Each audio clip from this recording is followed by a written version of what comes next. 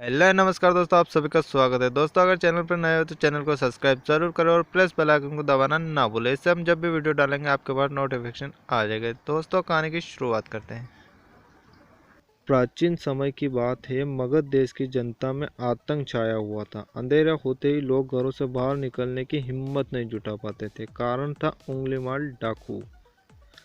उंगलीमाल डाकू एक खूंखार डाकू था जो मगध देश के जंगल में रहता था। जो भी रागीर उस जंगल से गुजरता था वह उसे रास्ते में लूट लेता और उसे मारकर उसकी एक उंगली काट कर माला के रूप में अपने गले में पहन लेता।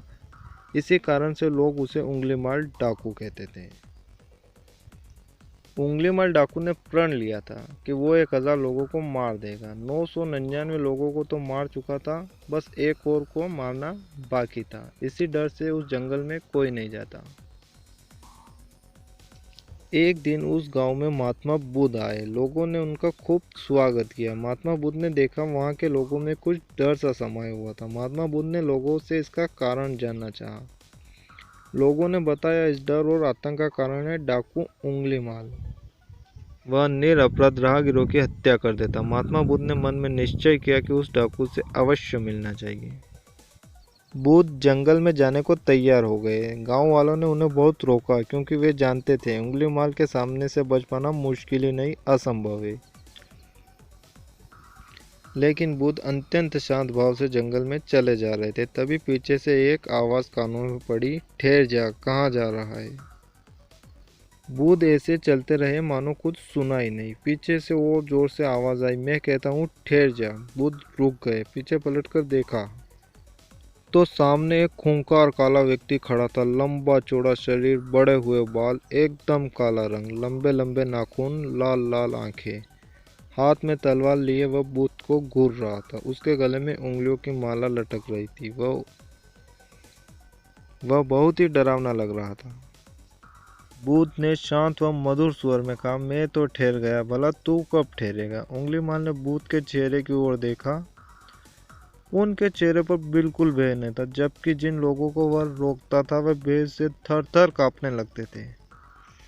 उंगलीमाल बोला, हे सन्यासी, क्या तुम्हें डर नहीं लगता?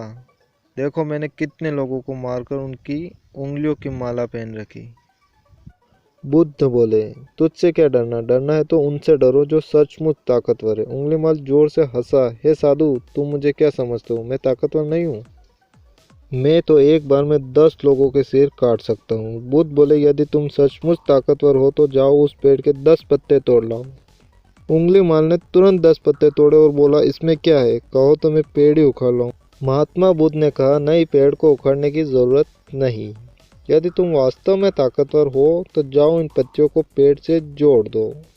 उंगलीमाल क्रोधित हो गया और बोला, भला कहीं टूटे हुए पत्ते भी जुड़ सकते हैं। महात्मा बुद्ध ने कहा, तुम जिस चीज को जोड़ नहीं सकते उसे तोड़ने का अधिकार तुम्हें किसने दिया? एक आदमी का सिर जोड़ नहीं सकते तो काटने में क्या बहादुरी है? उंगलीमाल अवाक रह गए। वह महात्मा बुद्ध की बातों को सुनता रहा। एक अनजानी शक्ति ने उसका हृदय को बदल दिया। उसे लगा कि सचमुच उससे भी कोई ताकतवर है। वह भगवान बुद्ध के चरणों में गिर पड़ा और बोला, हे भगवान, मुझे क्षमा कर दीजिए, मैं भटक गया था, आप मुझे शरण में ले लीजिए। भगवान बुद्ध ने उसे अपनी शरण में लिया और अपना शिष्य बना लिया।